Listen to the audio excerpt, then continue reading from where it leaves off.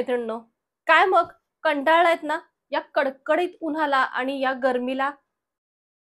पण डोंट वरी, या असह्य गरमीमध्ये देखील आपल्याला एकदम थंडा थंडा कूल कूल ठेवणारे काही हॅक्स मी आज तुमच्याबरोबर शेअर करणार आहे. आता उन्हाळा आहे म्हटल्यावर भरपूर पाणी तर प्यायला हवंच. पण भरपूर म्हणजे किती? आपल्या शरीरात योग्य पाणी जातंय की नाही हे कसं ठरवायचं? तर छोटीशी टेस्ट आहे. वॉशरूमला गेल्यानंतर जर आपल्या शूचा कलर येलो किंवा डार्क येलो येत असेल तर समजायचं की आपल्या शरीरामध्ये पाण्याची कमतरता आहे आणि आता मात्र आपल्याला जास्त पाणी प्यायची गरज आहे. मग तुम्ही याआधी जेवढं पाणी पित होता त्यापेक्षा थोडं जास्त पाणी प्यायला सुरुवात करा. पण प्रॉब्लेम असा आहे, नुसतं साधं पाणी जात नाही, नाही का? मग त्यासाठी वेगवेगळे ज्यूस आणि रेसिपी आहेतच की. तर पहिल्यांदा असाच एक वेगळा ज्यूस बनवूया. मैत्रिणींनो, सांगा बरं हे काय आहे? तर आमच्याकडे याला कोहळा म्हणतात आणि या कोहळ्यामध्ये जास्त प्रमाणात पाणी असतं, त्यामुळे याचा ज्यूस आपल्याला थंडा थंडा कूल कूल राहायला मदत करतो. याचा ज्यूस बनवण्यासाठी आधी हा कोहळा कट करून घ्यायचा. आता यामधील बिया काढून टाकायच्या आणि आतला जो पांढरा भाग असतो ना त्याचाच फक्त ज्यूस बनवायचा आहे. यामध्ये भरपूर पाणी असतं, त्यामुळे ज्यूस बनवताना वरून एक्स्ट्रा पाणी ॲड करण्याची काहीच गरज भासत नाही. या कोहळ्यामध्ये पाण्याचे प्रमाण जास्त असते, त्यामुळे त्याचा रस शरीराला हायड्रेट ठेवतो. त्याचबरोबर रक्तातील साखरेची पातळी सुद्धा नियंत्रित ठेवण्यास मदत करतो. कोहळ्यामध्ये कॅल्शियम आणि फॉस्फरस असते, ज्यामुळे हाडं मजबूत बनतात आणि आपली रोगप्रतिकारक शक्ती देखील वाढते. या वाटून घेतलेल्या कोहळ्याचा रस तुम्ही गाळणीने देखील गाळू शकता किंवा असा एखादा सुती कपडा घेऊन त्यामधून सुद्धा गाळू शकता. कपड्याने गाळलं तर एकदम छान एकसारखा रस मिळतो.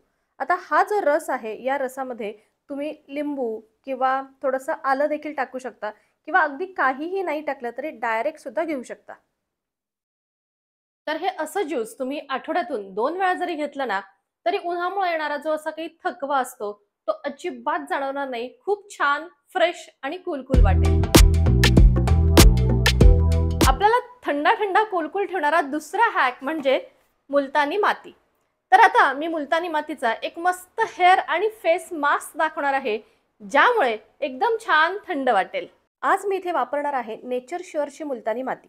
तर तुम्हाला तर माहितीच आहे, मी नेचर शुअरचे बरेचसे प्रोडक्ट्स वापरते का तेही सांगतेच. तर त्याआधी बघूयात या पॅकेट बरोबर आपल्याला काय काय मिळणार आहे. मुलतानी मातीचं एक पॅकेट आहे आणि त्याबरोबर रोज वॉटरची बॉटल. ही माती कोणकोणत्या पद्धतीने वापरता येते या संबंधीचं एक पॅम्पलेट देखील दिलेलं आहे. आणि सगळ्यात महत्त्वाचं म्हणजे या मातीची प्युरिटी दाखवणारं एक सर्टिफिकेट या बॉक्समध्येच मिळतं, ज्यावरून या मातीची शुद्धता आपल्याला तपासता येते. तर चला याच मुलतानी मातीपासून आपल्याला थंड ठेवणारा असा एक हेअर आणि फेस मास्क बनवूयात. या मास्कसाठी मी थोडीशी मुलतानी माती घेतलेली आहे आणि घरातल्या कुंडीतली फ्रेश कोरफड.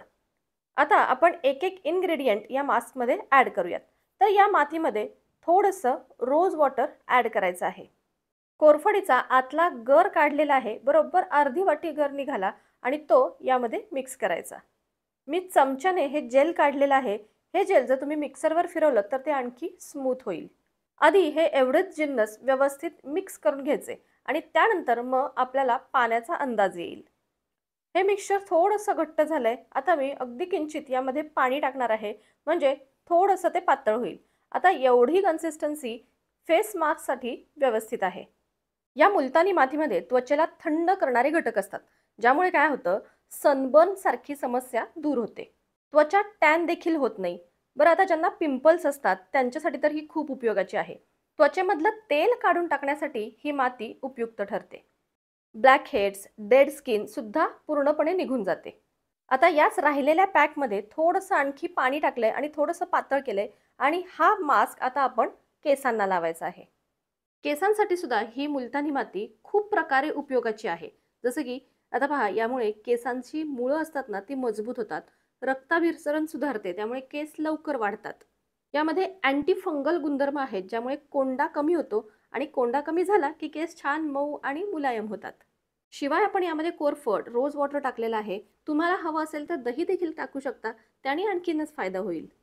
बरं, दिसायला जरी अगदी विचित्र दिसत असलं ना, तरी हे सगळं वॉश केल्यानंतर आपल्याला हवा तो रिझल्ट मिळणार आहे. त्यामुळे घाबरून जाऊ नका.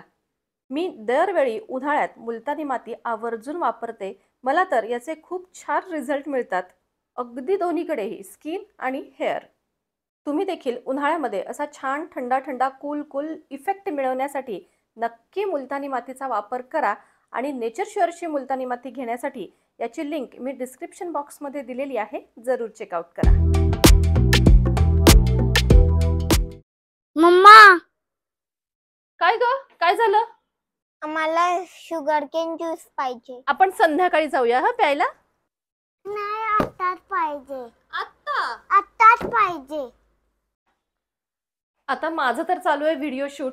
बाहेर कडक ऊन आहे आणि एवढ्या उन्हाचं काम सोडून मी काही उसाचा रस आणायला बाहेर जाणार नाहीये.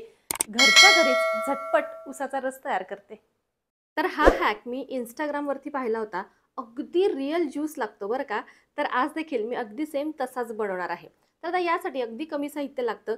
2 ग्लाससाठी मी फक्त अर्धी वाटी गूळ घेतलेला आहे, थोडासा आल्याचा तुकडा, काळं मीठ आणि फक्त अर्ध लिंबू आणि यामध्ये थोडासा बर्फ आणि 2 ग्लास पाणी. तुमच्याकडे पुदिना असेल तर तो देखील तुम्ही यामध्ये ॲड करा. आता हे मस्त असं मिक्सरवर फिरवून घ्यायचं. सगळे घटक असे एकजीव होतात. गूळ देखील व्यवस्थित विरघळतो.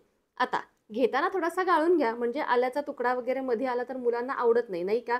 त्यामुळे मी असा मस्त गाळून घेतलेला आहे. कलर तुम्ही पाहत असाल, सेम टू सेम उसाचा रस. मी याआधीही करून पिला होता, पण मुलींना मात्र मी हा असा ज्यूस पहिल्यांदाच देत होते. बघूयात त्यांची काय रिॲक्शन आहे. दोघींनाही खूप आवडला. अगदी गटागट पिऊन टाकल्या. मुली खुश, मीही खुश. आता अगदी शेवटचा आपल्याला थंड ठेवणारा हॅक, जो आपण खरं तर सगळ्यांनी फॉलो केला पाहिजे, तो म्हणजे दुपारच्या जेवणात ताक हे हवंच. मग ते तुम्ही प्लेन ताक घ्या किंवा मग मठ्ठा करून प्या. मी इथे मठ्ठा करते अगदी सोप्या पद्धतीने. यासाठी मी घेतले जिरं, मिरची, आलं आणि थोडीशी कोथिंबीर. आता हे छानपैकी ठेचून घेणार आहे.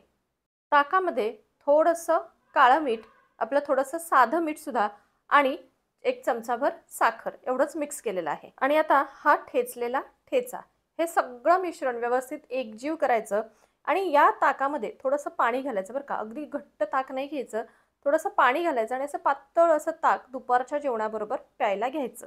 रोज जेवणात असा थंड ताकाचा प्रकार असेल तर आपला कोठा आतून शांत होतो, थंड होतो आणि उन्हाळ्याचा आपल्याला अजिबात त्रास होत नाही. तर मैत्रिणींनो, असे हे काही आपले वेगळे हॅक्स तुम्हाला या उन्हाळ्यात नक्कीच थंडा थंडा कुलकुल ठेवतील.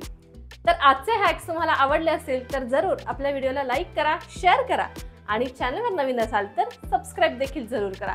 पुन्हा भेटू आपण अशाच एखाद्या नवीनच्या व्हिडिओमध्ये. तोपर्यंत बाय बाय.